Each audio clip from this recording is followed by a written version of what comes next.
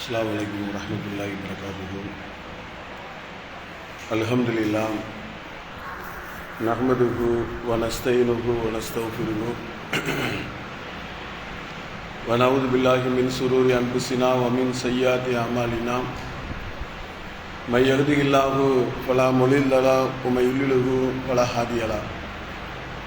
வ நஷ்ஹது அன் லா இலாஹ இல்லல்லாஹு வஹ்தஹு லா ஷரீக லஹு வ அஷ்ஹது அன்ன முஹம்மதன் அப்துஹு வ ரசூலுஹு அம்மா பாத். அகிலங்களை எல்லாம் படைத்து பராமரிக்கக்கூடியவனும் கண்ணியத்தின் அதிபதியும் புகழ் அனைத்திற்கும் சொந்தக்காரனாக இருக்கக்கூடிய எல்லாம் வல்ல அல்லாஹுவின் நல்லடியார்களே, அல்லாஹ் ரப்புல் ஆலமீன் அற்புதமான உலகத்தில் அற்புத மனிதர்களை அல்லாஹ் படைத்திருக்கிறான். இந்த மனித சமுதாயம் என்பது அல்லாஹுவால் படைக்கப்பட்ட படைப்பினங்களில் மிகவும் ஒரு அற்புதமான படைப்பாக மனிதர்கள் இருக்கிறார்கள். இந்த மனிதர்களுடைய காரியங்களில் ஏராளமான நன்மைக்குண்டான செயல்படுத்துவதற்கும் இறைவனுக்கு பிடித்த காரியங்களை செய்வதற்கும் அடிப்படையாக அமைவது என்பது என்னன்னு சொன்னால் அவனுடைய அறிவு, சிந்தனை. அதனால தான் இன்றைய தினம் நம்ம பார்க்கக்கூடிய ஒரு விஷயம் என்ன அப்படின்னு சொன்னால், குப்பைகளை சேர்க்காதீர்கள் என்கின்ற தலைப்பில் தான் இன்னைக்கு நம்ம பார்க்க இருக்கிறோம்.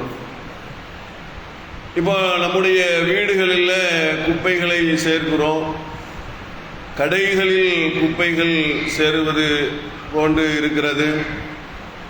வாகனங்கள் நம்ம பயன்படுத்தக்கூடிய பொருட்களை எல்லாம் குப்பைகள் சேர்ந்தால், அதாவது அசுத்தங்கள் சேர்ந்தால் அதை அகற்றிவிட்டு அதற்கு பிறகுதான் நம்ம அந்த இடத்துக்கு போகக்கூடிய ஒரு நிலை இருக்கிறது. ஒரு வீடாக இருந்தாலும் சரி, ஒரு பள்ளிவாசலாக இருந்தாலும் சரி, ஒரு கடை வீதியாக இருந்தாலும் சரி, எல்லா இடங்களிலும் அது அன்றாடம் நம்ம குப்பைகளை அகற்றக்கூடியவர்களாக நம்ம இருக்கிறோம். சுத்தமாக வாழ வேண்டும், என் வீடு சுத்தமாக இருக்கிறது, என்னுடைய கடை சுத்தமாக இருக்கிறது, என்னுடைய தெரு சுத்தமாக இருக்கிறது, என்னுடைய ஏரியா பகுதி சுத்தமாக இருக்கிறது, என்னுடைய மாநிலம், என்னுடைய நாடு சுத்தமாக இருக்கிறது என்பதையெல்லாம் சொல்வதற்கு மனிதர்கள் பெருமைப்படுகிறோம், ரொம்ப சந்தோஷப்படுறோம். ஏன்னா சுத்தமாக இருப்பது என்பது ஒரு நல்ல விஷயம்தான், அது இல்லையா? ஒரு நல்ல ஒரு காரியம் தான். மனிதர்கள் நல்ல சுத்தமாக இடத்த வச்சிருக்கிறாங்க. சில நாடுகள் எல்லாம் பார்த்தா அப்படி இருக்கும். மேலை நாடுகள் எல்லாம் பார்த்தீங்கன்னு சொன்னால் அவங்க பயன்படுத்தக்கூடிய பகுதி ஏரியாக்களே ரொம்ப ரொம்ப அற்புதமாக வைத்திருப்பார்கள். அதெல்லாம் வெளிநாட்டில இருந்து செல்லக்கூடியவர்கள் பார்த்துட்டு என்ன அழகா வச்சிருக்கிறாங்க பகுதிகளை அப்படின்னு சொல்லக்கூடிய நிலையெல்லாம் இருக்கிறது. போட்டோ எடுத்து வெளியே சொல்லுவார்கள். உலகம் முழுவதும் அதை சொல்லக்கூடிய அளவுக்கு வீடியோக்கள் எல்லாம் எடுத்து போட்டு, இதோ இந்த நாட்டை பாருங்கள், இதோ இந்த பகுதியை பாருங்கள், எவ்வளவு அருமையாக வைத்திருக்கிறார்கள் என்று பெருமை சொல்லக்கூடிய அளவிற்கு சுத்தம் என்பது ரொம்ப அவசியமான ஒன்றாக இருக்கிறது. நபிகள் நாயகம் ஸல்லல்லாஹு அலைஹி வஸல்லம் அவர்களும் சுத்தம் குறித்து சொன்னார்கள். பொதுவாக நம்ம சுத்தமாக இருக்கிறீங்களே, இது குறித்தும் சொன்னாங்க. அஸ்ஸிவாக்கு மதுஹரத்துல் லில் ஃபமி வ மர்லாத்துல் லில் ரப்பி அப்படின்னு சொன்னார்கள். பல் துலக்குதல் என்பது வாய்க்கு சுத்தத்தையும் இறைவனிடத்தினுடைய திருப்தியையும் பெற்றுத்தரக்கூடியதாக இருக்கிறது என்று நபிகள் நாயகம் ஸல்லல்லாஹு அலைஹி வஸல்லம் அவர்கள் இந்த பல் துலக்கிற சுத்தத்தை குறித்தெல்லாம் சொன்னார்கள். ஆனால் இப்ப நம்ம பார்க்கிறது என்பது அது இல்லை. சுத்தம் என்பது இது மாதிரி இருந்தாலும் இன்னொரு சுத்தம் இருக்கிறது. அது என்ன அப்படின்னு சொன்னால், மனித அறிவில் ஏற்படக்கூடிய அழுக்கு. நம்முடைய சிந்தனையில நாம யோசிக்கக்கூடிய யோசனையில், நாம செயல்படுத்தக்கூடிய பல்வேறு விதமான காரியங்களில் நம்முடைய அறிவும் அழுக்காக ஆகும். அதை நம்ம முதல்ல புரிஞ்சுக்கிடணும். இல்லை அறிவுலலாம் எப்படி அழுக்கு வரும், நான் சிந்திக்கக்கூடிய சிந்தனை எல்லாம் ரொம்ப அற்புதமாக மலக்குமாரி அல்லவா நான் சிந்திச்சுக்கிட்டு இருக்கிறேன் அப்படின்னு யாரும் சொல்ல முடியாது.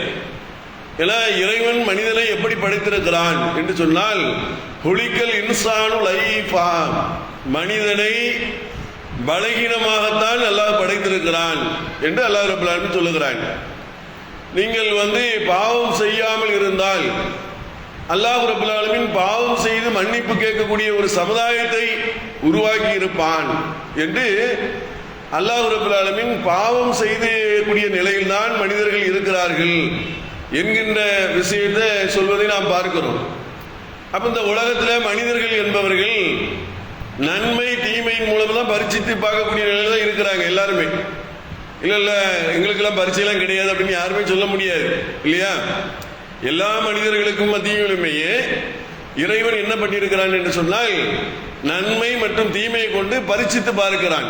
ஹுலிக்கல் இன்சானு லைஃபான் அல்லாஹ் சொல்லுகிறான், பலகீனமானவன் மனிதன் அப்படின்னு சொல்லுகிறான். இன்னொரு வசனத்தில் அல்லாஹ் சொல்லும் போது, ஹலக்கல் மௌத்த வல் ஹயாத்த லி எபுலுவக்கும் ஐயுக்கும் அஹ்சனு அமலாம், உங்களுக்கு வாழ்வையும் மரணத்தையும் தந்திருப்பது என்னுடைய நோக்கம், உங்களிலே அழகிய செயலுக்குரியவர் யார் என்பதனை சோதித்து பார்ப்பதற்கு தான் என்று அல்லாஹ் ரப்பல் ஆலமீன் சொல்லுகிறான். அப்போ இந்த வசனத்துல சொல்லக்கூடிய செய்தி என்ன தெரியுமா? மனிதர்களை அல்லாஹ் படைச்சிட்டு உங்களுக்கு வாழ்வையும் கொடுத்துருக்கிறோம், மரணத்தையும் கொடுத்துருக்கிறோம். எல்லா மனிதர்களுக்கும் அதுதானே இல்ல வாழ்வோடு தான் நான் இருக்கிறேன், மரணம் என்பது எனக்கு என்னுடைய வாழ்வில் ஏற்படக்கூடிய ஒன்று அல்ல, நான் சாகவே மாட்டேன், நித்தியமாக வாழ்ந்துகிட்டு இருப்பேன், இந்த ஆழ்வார் திருநாளிலேயே நான் என்ன செய்வேன், அப்படி நிரந்தரமாக இருந்துகிட்டே இருப்பேன், இந்த சென்னையிலேயே நான் இருந்துகிட்டு இருப்பேன், இந்த தமிழ்நாட்டிலேயே நான் இருந்துகிட்டு இருப்பேன் அப்படின்னு சொல்லக்கூடிய நிலையில் யாரும் இல்லை இல்லையா?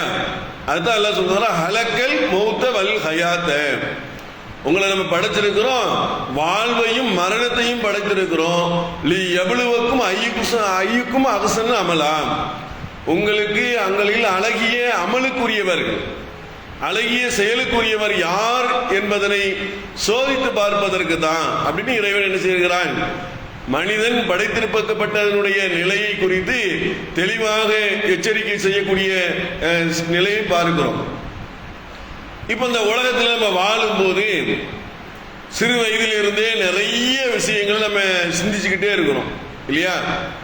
மனிதன் என்பவன் சிந்திக்கக்கூடிய அறிவு பெற்றவனாக மனிதன் இருக்கிறான். எல்லா உயிரினங்களையும் இருந்தாலும் மனிதனுக்கு பிரத்யேகமான ஆற்றல் அறிவு அதிகமாக கொடுக்கப்பட்டிருக்கிறது. அதனாலதான் ஒரு பலம் வாய்ந்த யானையை கூட ஒரு சாதாரண ஒரு மனிதன் என்கிறதான் அதை கட்டுப்படுத்தியிருந்தான் இல்லையா? மனிதனுடைய பலமும் யானையினுடைய பலத்தையும் ஒப்பிட்டு பார்த்தால் பக்கத்திலே நெருங்க முடியாது இல்லையா? சுழட்டிட்டு ஒரு தும்பிக்கையில ஒரு அடி அடிச்சுன்னு வைங்க, ஆள் அவள் தான் சட்னி ஆயிடுவான், ஒண்ணுமே இல்லாம ஆயிடுவான் இல்லையா? மனிதனுடைய பலகீனம் அப்படிதான். ஆனா இந்த அறிவை கொண்டு என்ன செய்யறான், யானையே என்ன செய்யறான், சர்க்கஸ் போன்ற இடத்துல ஒரு சின்ன ஒரு பெட்டியில ஏறி நிக்க வச்சிருந்தான். அப்ப அறிவு என்பது, சிந்தனை என்பது மிகப்பெரிய பாக்கியம், மிகப்பெரிய அருள். அதை வைத்து ஏராளமான காரியங்களை செயல்படுத்த முடியும் என்பது குறித்த விஷயங்களை நம்முடைய வாழ்நாளிலேயே பார்த்துக்கிட்டே இருக்கோம். சின்ன வயசுல இருந்தே பார்க்கிறோம், நிறைய விஷயங்களை படிக்கிறோம், புரிஞ்சுக்கிறோம், தெரிகிறோம், நல்லது கெட்டதுகளை விளங்குகிறோம், எது நல்லது எது கெட்டது என்பது குறித்த விஷயங்களை எல்லாம் நம்முடைய சிந்தனைகளுக்கு அறிவுக்கு தெளிவாக தெரியக்கூடிய அளவுக்கு அல்லாஹ் ரப்பல் ஆலமீன் அமைத்திருக்கிறாங்க. அதுதான் அல்லாஹ் இன்னொரு வசனத்தில் சொல்ற, மனிதனை படைத்தோம், அவனுக்கு நல்லது கெட்டதை விளங்கக்கூடிய அறிவை நம்ம கொடுத்திருக்கிறோம் அப்படிங்கிறான். நல்லது கெட்டது, எது நல்லது எது கெட்டது, எது பயனுள்ளது எது பயனற்றது என்பதை புரிந்து கொள்ளும் அறிவை அல்லாஹ் இணைந்திருக்கிறான், கொடுத்திருக்கிறான் என்று இன்னொரு வசனத்தில் சொல்லுகிறான்.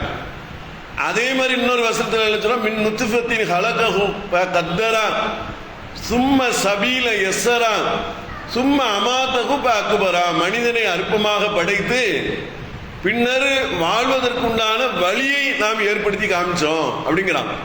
இந்த உலகத்தில் எப்படி வாழணும்பா, எப்படி நடக்கணும், இது யாரு உங்க அம்மா, இது யாரு உங்க தகப்பனார், தந்தை, இது யார் உங்க அண்ணன், இது யார் உங்க அக்கா, இது யார் சொந்த பந்தங்கள், இது கடை வீதி, இது வீடு, இது சொந்த இது வாழ்வதற்குண்டான பகுதி என்று ஒவ்வொரு அறிவையும் ஏராளமான அறிவுகளை, கொஞ்சம் நெஞ்சம் இல்லை, ஏராளமான அறிவுகளை அல்லாஹ் மனித சமுதாயத்திற்கு வழங்கியிருக்கிறான் என்கின்ற விஷயத்தை அல்லாஹ் என்ன செய்யறான் சொல்லுகிறான்.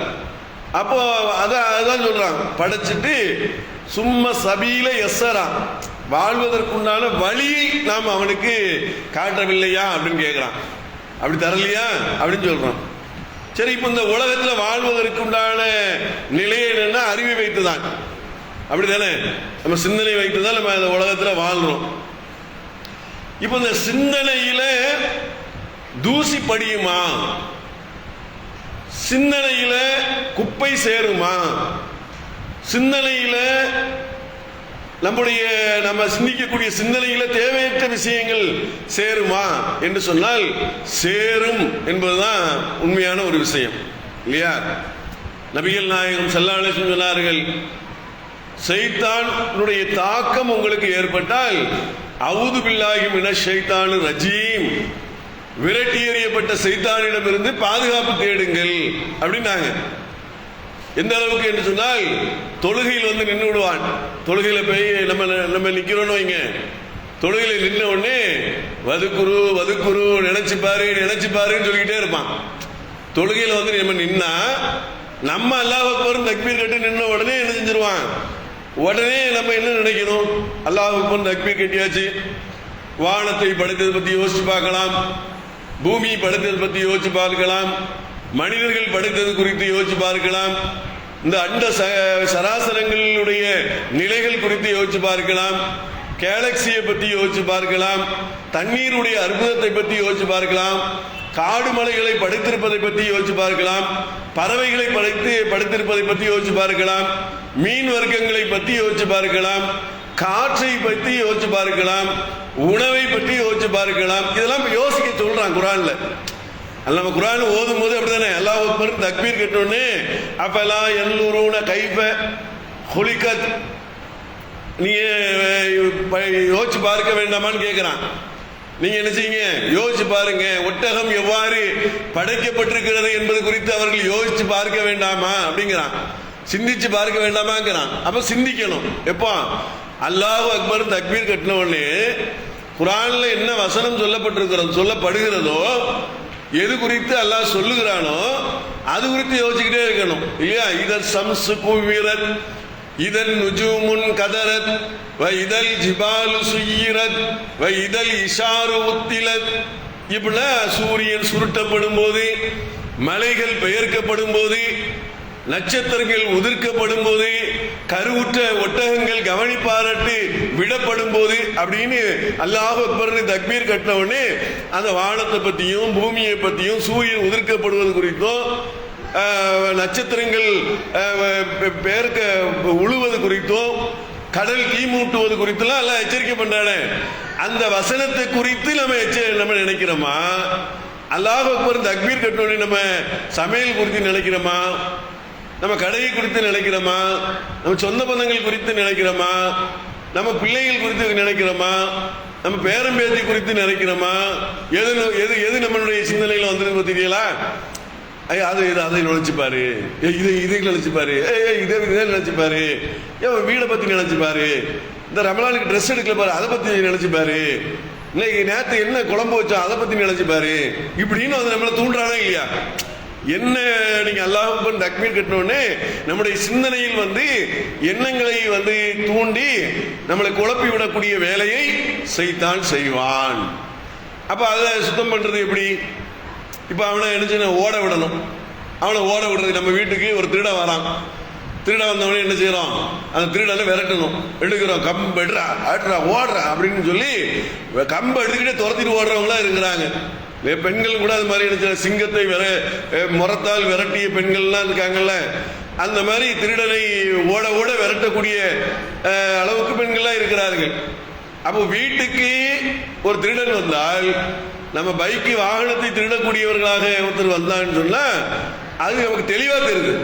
ஏன் இவன் திருட நம்ம பொருளை எடுக்கிறான், ஆனா நம்ம அறிவை திருடும் போது நமக்கு தெரிய மாட்டேன். பாருங்க, யோசிச்சு பாருங்க, ரெண்டுமே திருட்டு தான், ரெண்டுமே திருட்டு தானுங்க. அதாவது நம்முடைய பொருளை திருடுவதும் திருட்டு தான், அதுலயும் எனக்கு இழப்பு ஏற்படுகிறது. அதாவது ஒரு பைக்கு ஒரு செல்போனோட முடிஞ்சு போயிருது. அறிவை திருடினால், நம்முடைய அமல்களை திருடினால், நம்முடைய செயல்களை திருடினால், நம்முடைய நல்ல விஷயங்களை திருடினால், நமக்கு கெட்ட எண்ணங்களை ஏற்படுத்தினால், ஒரு கொலைகாரனாக மாற்றக்கூடிய அளவுக்கு ஒரு தன்மையை அவன் சைத்தான் ஏற்படுத்தினால் எவ்வளவு பெரிய மிகப்பெரிய திருடன், மிகப்பெரிய எதிரி என்பதை நாம் விளங்குகிறோமான்னா விளங்குறது கிடையாது. இன்னும் சொல்ல போனா அவனுக்கு ஆதரவாகவே இருக்கும். சைத்தான் நமக்கு கெட்ட எண்ணம் ஏற்படும் போது அவன் கரெக்டு தான், கரெக்டு தான், அவனுக்கு தேவைதான், அவனுக்கு தேவைதான் அப்படிமோ. அவன் கெட்ட சைத்தான் தான் சொல்றான். சைத்தான் தான் என்ன செய்யறான்னா அவனுக்கு நஷ்டம் ஏற்பட்டுட்டு அப்படின்னு யாராவது ஒரு ஆள் வந்து நம்மகிட்ட சொல்லும் போது நமக்கு என்னது, அவனுக்கு நஷ்டம் தேவைதான், அவனுக்கு அந்த பிரச்சனை தேவைதான், அவன் குடும்பத்துக்கு அது தேவைதான், அவன் இப்படிதான் வந்து வருவான்னு நான் நினைச்சேன். இது என்னன்னு சொன்னா சைத்தான் நம்முடைய உள்ள அறிவை திருடும் போது அவனுக்கு ஆதரவு அளிக்கிறோம். நமக்கே தெரியல, நம்முடைய சிந்தனையிலிருந்து ஆதரவு அளிக்கிறோம். அப்போ இது எப்படி குப்பையை வந்து சேர்க்கிறதா அகற்றுறதா? அறிவில் குப்பை சேருது, இது குப்பைன்னு நமக்கு நல்லா தெரியுது. நம்முடைய அமல்களுக்கோ மறுமைக்கோ இறைவனுடைய சன்னிதானத்தில் நிற்கும் போது இறைவா நான் இப்படி சிந்தித்தேன், எனக்கு பரிசை கொடு அப்படின்னு கேட்க முடியுமா? எங்க அக்காவுக்கு எதிராக, அண்ணனுக்கு எதிராக, தம்பிக்கு எதிராக, என் நண்பனுக்கு எதிராக, என் ஜமாத்துக்கு எதிராக, என் ஊருக்கு எதிராக, என்னுடைய மக்களுக்கு எதிராக நான் சிந்தித்தேன், இறைவா எனக்கு கூலியை கொடுன்னு கேட்க முடியுமா? கேட்க முடியாது இல்லையா? அப்படின்னா அதுல இருந்து என்ன தெரியுது? கெட்ட சிந்தனை. அந்த கெட்ட சிந்தனையை நம்முடைய உள்ளங்களிலே வைப்பதனால், சிந்திப்பதனால் அதனால இறைவனிடத்தில் நன்மை கிடைக்குமா? கிடைக்காது. நமக்கு நல்லா தெரியுது. யாரும் இல்ல கிடைக்கும் யாராச்சும் கை தூக்க முடியுமா? நல்லா தெரியுது. இதை வந்து நம்ம அவதூறு பேசிக்கிட்டு இருக்கிறோம். அவதூறு பேசுறோம்னு வைங்களேன், அல்லாஹ் என்ன செய்யறான்? வயலுள்ளி முத்தஃபிஃபின், அதாவது வயலுள்ளி ஹுல்லி ஹுமசத்தில் உமசா அல்லதி ஜமாவு மாலஹு அத்ததா யஹ்ஸபு அன்னஹு மாலஹு அஹ்லதா. அதாவது பொய் சொல்லி புறம் பேசும் ஒவ்வொருவருக்கும் கேடு உண்டாகட்டும் அப்படிங்கிறான். பாருங்க, அவன் வந்து செல்வத்தை திரட்டி அது தன்னை காக்கும் என்று அவன் நினைக்கிறான். அப்படிதானே? காசு பணமோ, செல்வங்கிறது காசு பணம் மட்டும் இல்ல, எதெல்லாம் மனிதனுக்கு நன்மை ஏற்படுமோ அதெல்லாம் செல்வம் தான்.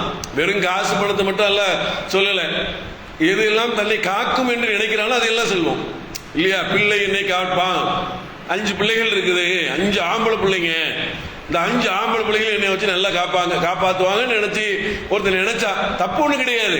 அல்லாஹ்வுடைய அருளை கரெக்டா நினைச்சு கரெக்டா அதன்படி செயல்பட்டால் தப்பு கிடையாது. அது காசா இருந்தாலும் சரி, பிள்ளைகளா இருந்தாலும் சரி, மற்ற அருள் வளங்களாக இருந்தாலும் சரி, எதுவா இருந்தாலும் கரெக்டா விளங்கி புரிஞ்சு அதை நம்ம எடுத்துக்கொண்டால் அது தப்பு கிடையாது. ஆனா அல்லாஹ் என்ன சொல்றான்? வயலுள்ளி குள்ளி ஹுமசத்தில் உமசா அல்லதி ஜமவு மாலோ அத்ததா யஹ்ஸபு அன்னஹு மாலஹா. அதாவது பொய் சொல்லி புறம் பேசும் ஒவ்வொருவனுக்கும் கேடு உண்டாகட்டும். அவன் என்ன செய்யறான்? செல்வத்தை திரட்டி அது தன்னை பாதுகாக்கும் என்று அவன் எண்ணுகிறான். ஹுத்தமாவில் அவன் எரியப்படுவான் என்றெல்லாம் அல்லாஹ் ரப்பல் ஆலமீன் எச்சரிக்கை செய்யக்கூடிய நிலையை பாருங்க. அப்போ இது அல்லாஹ் ஏன் இந்த எச்சரிக்கை சொல்றான்? இது சொல்ல வேண்டிய அவசியம் என்ன இருக்கு? அப்போ இந்த சிந்தனைகள் நம்முடைய உள்ளங்கள்ல ஏற்றி நம்ம எப்படி நினைப்போம்னு சொன்னா, இது பேசினா தப்பு இல்லை, அவதூறு பேசினா தப்பு இல்லை, புறம் பேசினா தப்பு இல்லை, பொய் பேசினா தப்பு இல்லை. அது தப்பு இல்லைன்னு சொல்றதுக்கே 4 பேர் கூட இருப்பாங்க. அது கரெக்டு தாங்க, அப்படிதாங்க, இப்படிதாங்க, அவளை பத்தி தெரியும், இப்படி பற்றி தெரியுங்க, அந்த குடும்பத்தை பற்றி தெரியுங்க, அவனை பத்தி ஆளை பத்தி அவனை பார்த்தாலே அப்படிதாங்க தெரியுமா. இவன் என்னமோ உள்ளத்துல போய் உள்ளத்தை ஆட்சி செஞ்ச மாதிரி சில ஆட்களை பார்த்தாலே தெரியும் சொல்றவங்களா இருக்கிறாங்க. ரசூலுல்லாஹ்வுக்கு பார்த்தவங்கள தெரியல இல்லையா?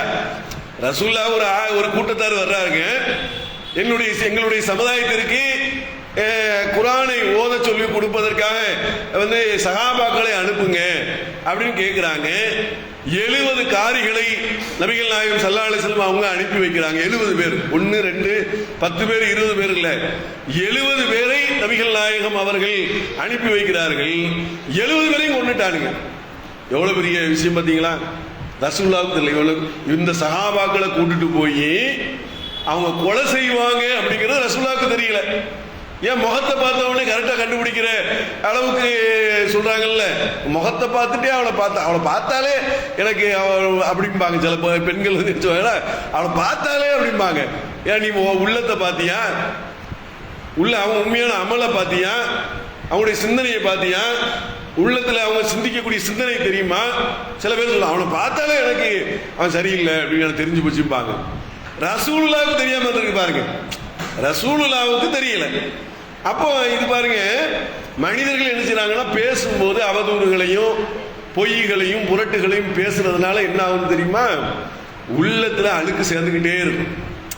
ஒரு இமேஜ் உள்ளத்தில், இப்ப ஜார்ஜ் புஷ்ஷை பத்தி, ட்ரம்பை பத்தி, இல்ல உலகத்தில் மிகப்பெரிய வல்லரசு நாட்டினுடைய அதிபரை பத்தி எல்லாம் நம்ம பெருசா புறம் பேசிலாம் வச்சிருக்க மாட்டோம் இல்லையா? அதுக்கு நமக்கு தேவையும் கிடையாது. யாரை பத்தி அதிகமா இருக்கும்? அண்ணனை பத்தி, தம்பியை பத்தி, அக்காவை பத்தி, தங்கச்சியை பத்தி, தந்தை பெற்றோர்களை பத்தி, பிள்ளைகளை பத்தி, நெருங்கிய உறவுகளை பற்றி, ஜமாத்தார்களை பத்தி, நம்மளை சுற்றி வட்டாரத்தில் உள்ளவர்களை பத்தி, இவர்களை பற்றிய விஷயங்களை தான் அதிகமான ஒரு பின்பங்களை ஏற்படுத்தி வைத்திருப்போம். அப்போ இது அழுக்கு சேர்க்கிற விஷயமா இல்லையா? உள்ளத்துல அழுக்கு சேர்க்கிற விஷயம் தானே. இப்ப இதே என்ன பண்றது? இப்படி அழுக்கு சேர்ந்துக்கிட்டே இருந்துச்சுங்க, லாரி கணக்கில் சேர்ந்துருச்சு நம்முடைய உள்ளத்துல. அதாவது இப்ப ஆழ்வார்த்தர் பகுதியில் உள்ள ஒரு நாளுடைய குப்பை எத்தனை டன் இருக்கும் அப்படின்னு பார்த்தா, அந்த குப்பை அள்ளி போய் கேட்ட சொல்லுவாங்க, அப்ப 10-15 லாரி அள்ளி இருக்கிறோம் அந்த ஏரியால இருந்து அப்படி சொல்றாங்கல்ல. நம்ம காலையில ஸ்கூல்லாம் போகும்போது வண்டி நைட்டு ஃபுல்லா அள்ளிக்கிட்டு இருக்கிறாங்க.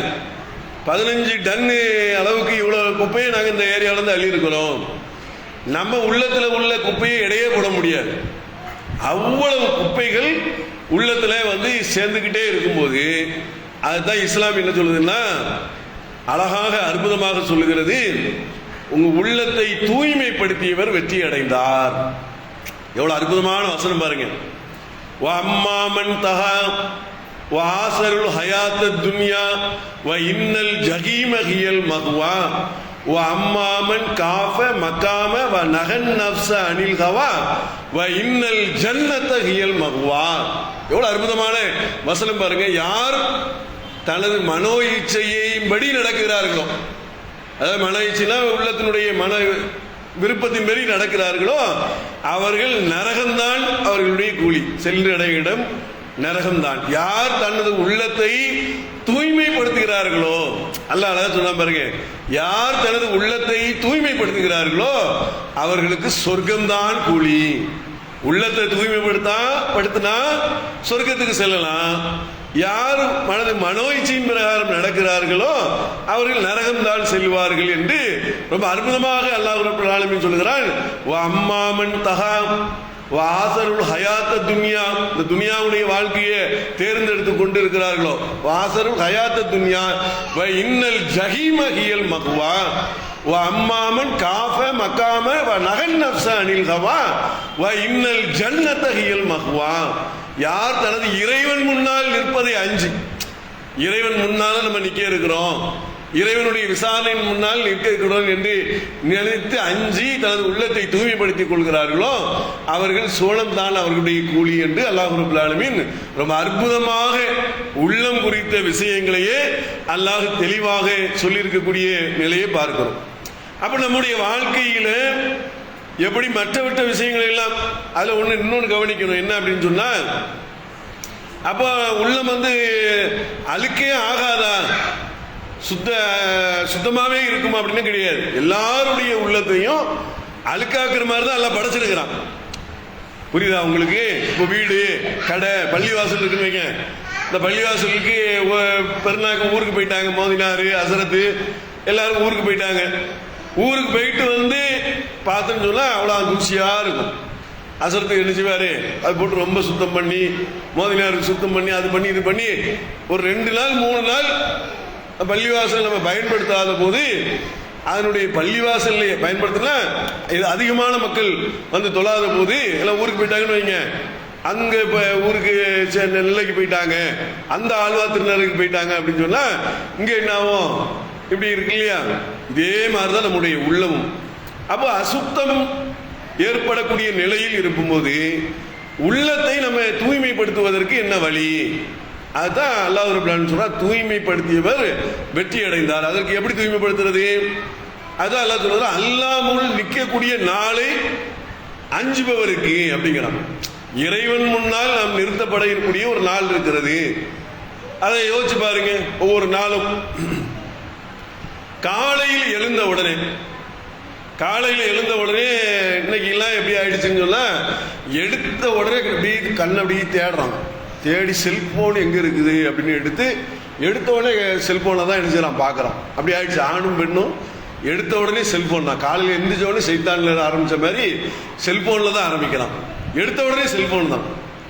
சரி, காலையில தான் அப்படி இருக்கிறான் அப்படின்னு சொன்னா, இரவு தூங்குறான். சில இடத்துல போன வாரம் ஒரு ட்ரெயின்ல ஒரு பயணத்துக்கு போயிருக்கிறோம்.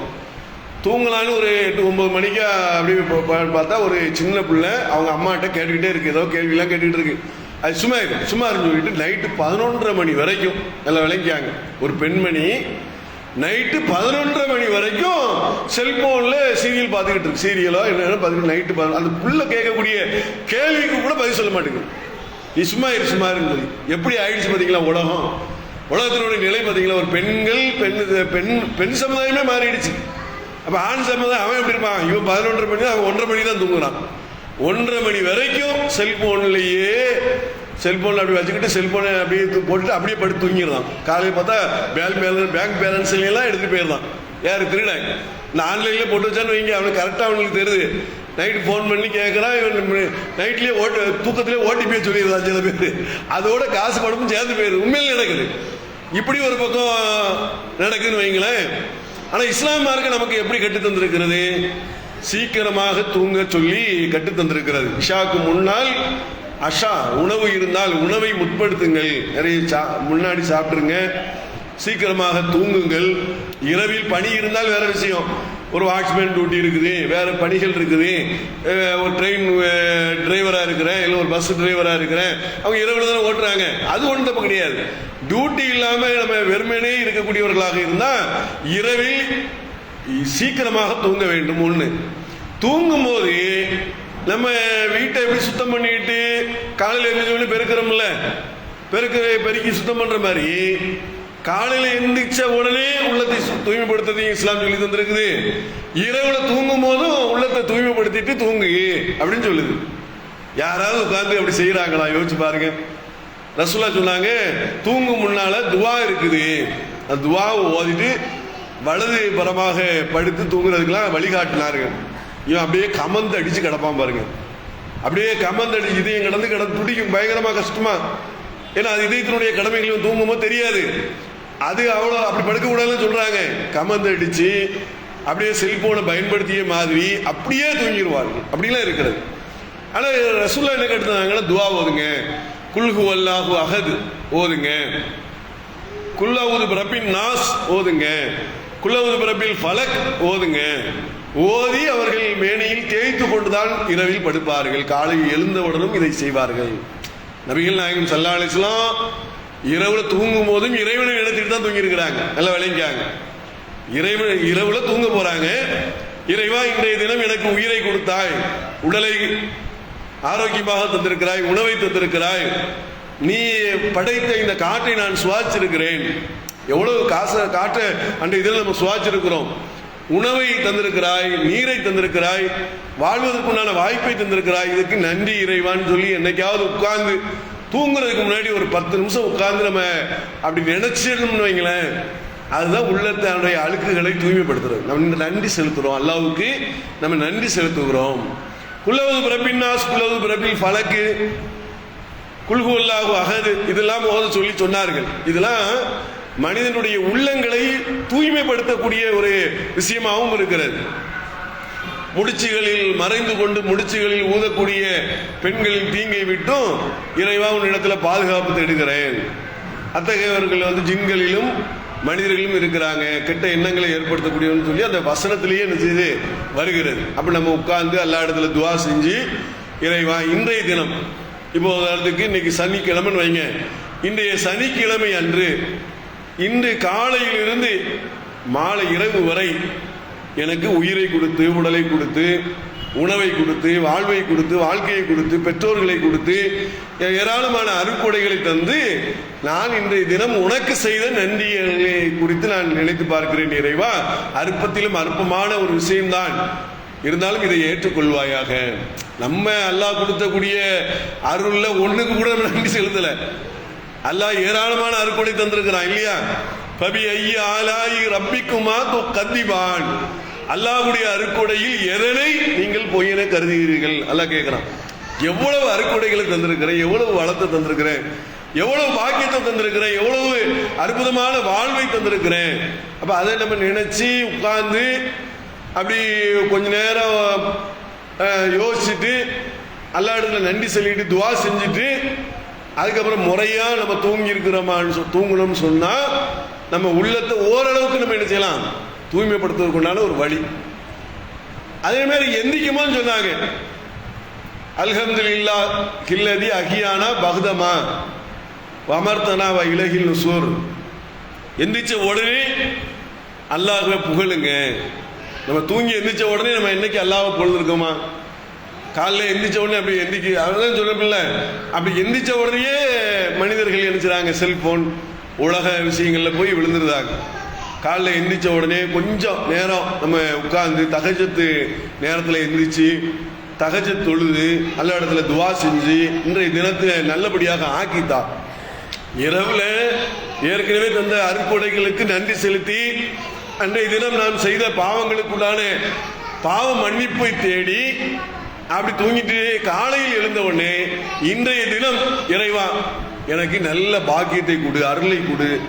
இன்னைக்கு யார்ட்டையும் பஞ்சாயத்து வைத்துக் கொள்ளக்கூடாது, யாரிடத்திலையும் வீணான தர்க்கம் செய்யக்கூடாது, தீமையான காரியங்களில் நான் வீழ்ந்து விடக்கூடாது என்ற எண்ணம் காலையில் எழுந்த உடனே நம்ம உட்கார்ந்து ஒரு கொஞ்ச நேரம் துவா செஞ்சு பாருங்க. அன்றைய தினம் அப்படியே அமைஞ்சிடும். ஏன்னா ரசூலா சொன்னாங்க, இன்னமல் ஆமாலும் பின்னியாத், செயல்கள் அனைத்தும் எண்ணங்களை கொண்டுதான் அப்படின்னாங்க. செயல்கள் எல்லாமே எப்படிதான், எண்ணங்களை வச்சுதான். நம்ம என்ன நினைக்கிறோமோ அதான் நடக்கும். காலையிலே இன்னைக்கு பயங்கரமான யாருக்கு எதிராவது நம்ம சிந்திச்சோன்னு வைங்க, இன்னைக்கு ஃபுல்லா ஒரே சண்டையா இருக்கும், ஒரே பிரச்சனையா இருக்கும், ஏதாவது ப்ராப்ளமா இருக்கும் இல்லையா? காலையில எழுந்திரிச்ச உடனே இன்னைக்கு எந்த வம்பு தும்புக்கும் தேவையில்லாத விஷயங்கள்ல தலையிடாமல் நல்ல அருள் நிறைந்த நாள். இன்னைக்கு 5 வேளை தொழுகையை கரெக்டா தொழுகணும், துவாவை கரெக்டா நம்ம செய்யணும், தான தர்மங்கள் முடிஞ்சா அன்னைக்கு செய்யணும், உறவினர்களை பேணக்கூடிய நிலை இருந்தா பேணணும், மாமனார் மாமியார் அவங்களுக்கு சலாத்தை சொல்லணும், பேசணும், அம்மா அப்பாவுக்கு ஃபோன் பண்ணி கேட்கணும், நம்ம அக்கா ஊர்ல இருக்குது அதுக்கு ஃபோன் பண்ணி கேட்கணும், மச்சான் குறித்து என்னன்னு சொல்லி கேட்கணும், அவங்களுடைய பிள்ளைகள் குறித்து என்னன்னு கேட்கணும். இப்படின்னு ஒரு சிந்தனையை நம்முடைய குடும்பத்தார், நம்முடைய நண்பர்கள், நம்முடைய பழக்க வழக்கத்தில் உள்ளவர்கள் குறித்து காலையிலேயே எழுந்த உடனே யோசிச்சிங்கன்னு வைங்க, அன்றைய தினம் அழகாக அற்புதமாக மாறி. என்ன நீனா அப்படி மாறிட்டேன்பாங்க, நேற்று வரைக்கும் சலாம் கூட சொல்லுவேன் அப்படின்னு திருப்பிட்டு போவேன், தலையை திருப்பிட்டு போவேன், இன்னைக்கு என்ன அப்படி மாறிட்டேன் அப்படிம்பாங்க. அவருக்கு காரணம் என்ன? மாற்ற விடாமல் தடுப்பது நம்முடைய உள்ளம் இல்லையா?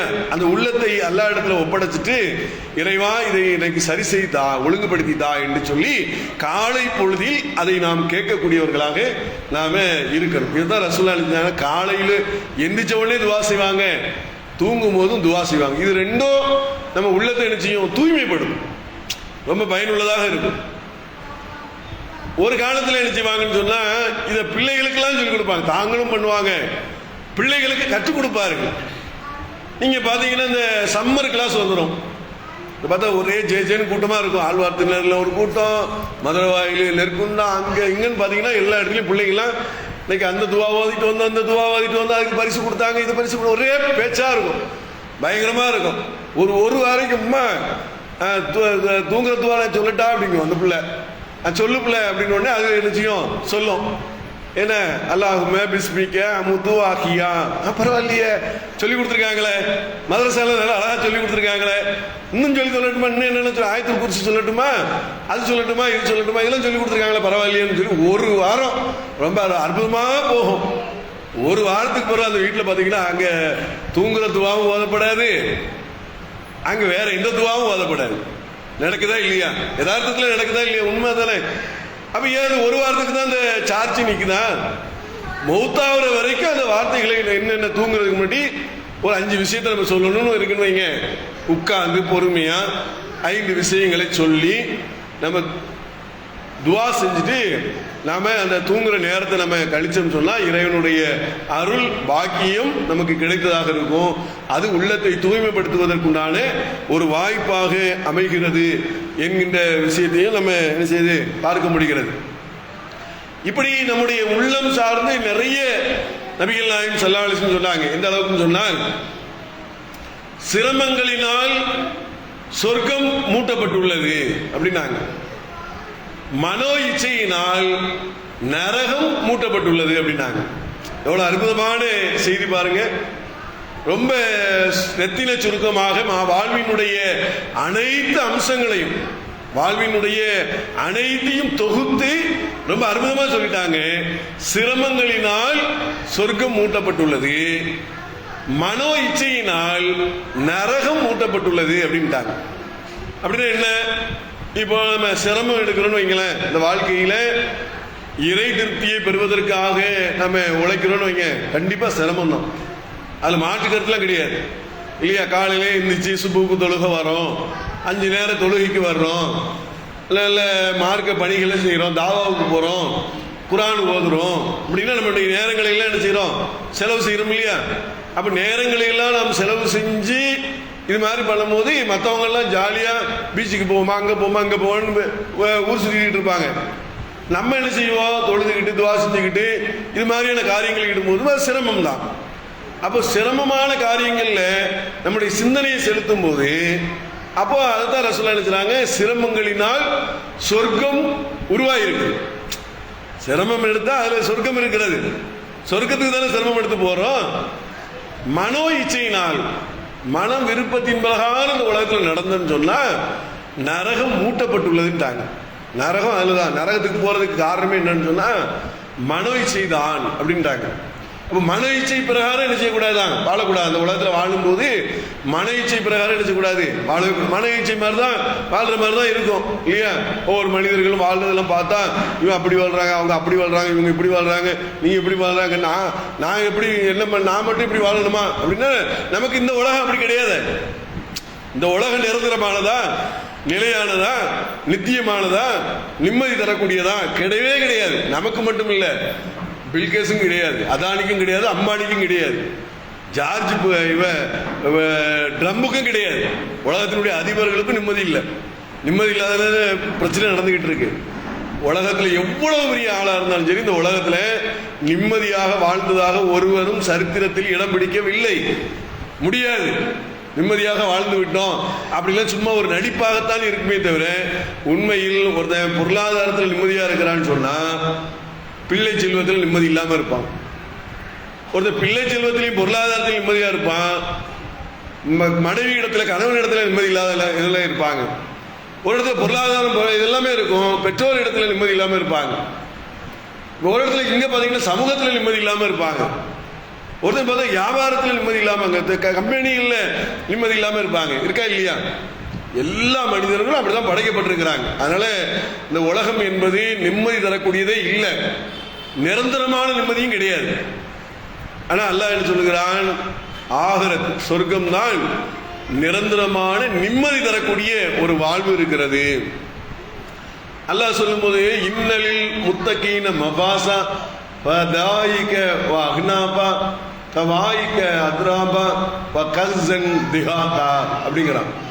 நிச்சயமாக வெற்றி தலங்கள் இருக்கிறது. நம்பிக்கை கொண்டவர்களுக்கு எப்படி இருக்குன்னு சொன்னால் வெற்றி தலங்கள் இருக்கிறது, அற்புதமான வாழ்க்கை இருக்கிறது, விரும்பியதை அவர்கள் பெறக்கூடிய வாழ்வு இருக்கிறது அப்படின்னு நிறைய வசனங்கள். அதை தொடர்ந்து என்ன செய்யறான்னா, எதிரே சாய்ந்திருப்பார்கள், விரும்பியதை கேட்டுக்கொள்வார்கள், விரும்பியதை சாப்பிடக்கூடிய இருக்கும், வீணான பேச்சுக்கள் அங்கே இருக்காது அப்படின்னு சொல்லி, அங்கே வந்து குளிரோ வெப்பமோ அந்த மாதிரி எல்லாம் இருக்காது அப்படின்னு சொல்லி ரொம்ப அற்புதமாக அந்த சொர்க்கத்தை குறித்த விஷயங்களை அல்லாஹ் ரப்பல் ஆலமீன் சொல்லக்கூடிய ஒரு விஷயத்தை பார்க்கிறோம். அப்போ நம்ம என்ன கவனிக்கணும்னு சொன்னா, இந்த உலகம் என்பது நிரந்தரம் கிடையாது. நிரந்தரமான வாழ்க்கை என்பது மறுமை வாழ்க்கை தான். இந்த உலகத்துல நம்முடைய உள்ளத்தை தூய்மைப்படுத்தியவர்களாக நம்ம வாழணும்.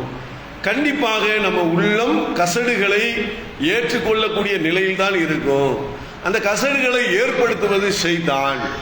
ஷைத்தானிடமிருந்து இறைவனிடத்தில் பாதுகாப்பு தேட வேண்டும். கோபம் ஏற்பட்டாலும் அதனால் ஏராளமான விளைவுகள் வருதா இல்லையா? கோபம் ஏற்படுது, ஏராளமான விளைவுகள் வருது. அப்ப சைத்தான் தான் கோபத்தை ஏற்படுத்தலாம் இல்லையா? ஒரு மனிதனுக்கு கோபம் வருதுன்னு வைங்க, அந்த கோபம் நல்ல கோபம் இருக்கு, கெட்ட கோபம் இருக்குது. அதுன்னு ஒரு தீமையை தடுக்கும் போது கோபப்பட தான் சொன்னாங்க ரசூலுல்லாஹ். கெட்ட கோபத்தை சொல்லும் போது அந்த கெட்ட கோபம் சைத்தானிடம் இருந்து வருது இல்லையா? அப்ப கோபம் என்பது சைத்தானிடம் இருந்து வரும்போது அவுது பில்லாஹி மினஷ் ஷைத்தானிர் ரஜீம், விரட்டி எறியப்பட்ட ஷைத்தானிடம் இருந்து இறைவா பாதுகாப்பு கூடி என்று அவர்கள் வேண்ட வேண்டும் என்றெல்லாம் ரசூலுல்லாஹ் நமக்கு கற்றுத்தந்த இதுதான் சுத்தப்படுத்தக்கூடிய வழிமுறைகள். நல்ல விஷயங்களை படிக்க படிக்க ஒரு ரூம் இருக்கிறது, நீங்க எதை கொண்டு நீங்கள் அதை நிரப்புகிறீர்களோ அதுவாக அது மாறுகிறது இல்லையா?